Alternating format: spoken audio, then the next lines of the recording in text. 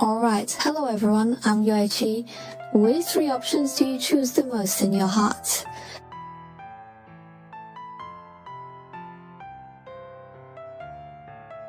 Let's first look at the situation of this group. This group reminds me of a phrase that says being born passionately and freely, so I think of you.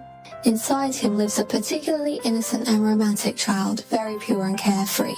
He yearns for freedom, loves the distance, and even stays away from the crowd. You enjoy being alone, whether it's breathing in the wind or admiring the scene. Any environment that makes you feel relaxed is attractive to you. But reality might not allow such fanciful thoughts.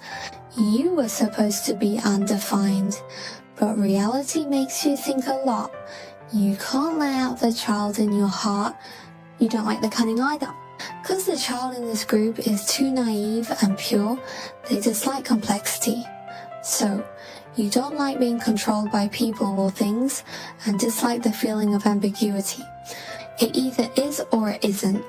It's either good or bad. In your inner world, you really eschew the middle ground.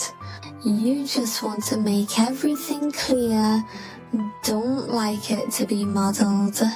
So I think choosing this group of kids, even if the outside world is noisy, you can still be passionate and free, always be yourself, always be interesting. And then there's the second group. I think there might be a certain age, but the contrast between what you show and the child inside you is quite strong, because you usually appear to be a bit domineering, a bit of a strong woman. You have a strong sense of responsibility, but the child within you is very sensitive. He longs to be favored and included. He doesn't want to grow up. He can always be a child. But it happens that in real life, you have never really been taken care of as a child. So it gives everyone a feeling that you are very strong. It's as if you can do anything independently without depending on or relying on anyone. But actually, what you really want is deep inside you, so you're also very conflicted, because on the one hand you want to depend on someone, you want to become a child, but you dare not. You are afraid that he is unreliable. You are afraid that in the end you will still be the one who gets hurt.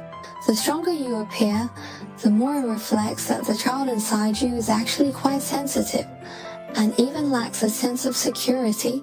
But I also think that the kids in this group are very strong, regardless of how many storms they have gone through. No matter how much hardship and despair she has experienced, she still maintains brightness and optimism. Still full of enthusiasm, the child in your heart lives every day with passion. They still believe in love, but they won't easily try. Then there's the third kind, where I feel that the child in your heart seems a little precocious, implying they have experienced more. Also, this child he's a bit sad, will have negative emotions, and even when facing life, he's somewhat negative, so he's not very happy. Because I believe the children in this group may have more experiences. Perhaps from your birth to now, you have experienced various darkness and joy, dominated of the continent, things others haven't experienced, you may be experiencing. And this group will also feel a bit out of place. That is, you find it hard to fit into certain environments, or you don't really like this environment, you don't really like the people around you, but you'll often be confused. There's absolutely no guard bar. You clearly don't like this state. You want to break through, but you can't. So you might feel like your life has never been very smooth, always feeling like you're missing the final step, but the child inside you has improved a lot. Very willing to recall the past, very nostalgic for some old things, old people, always obsessed and unwilling to change, contacting new things.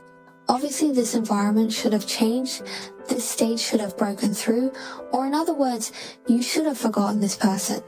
But it seems like you really need to recover for a while. The kid is actually quite sentimental because he is so carefree. You're even a bit sentimental and mature early, but what I want to say is often it's not your fault for being stagnant. It's not that you're not enough if you try hard. It's normal to be imperfect, and a lack of excellence is just a lack of perfection. Life is just like this, no one really has it easy. Instead of sinking into sorrow, unable to extricate yourself, why not calm down and reconcile with yourself?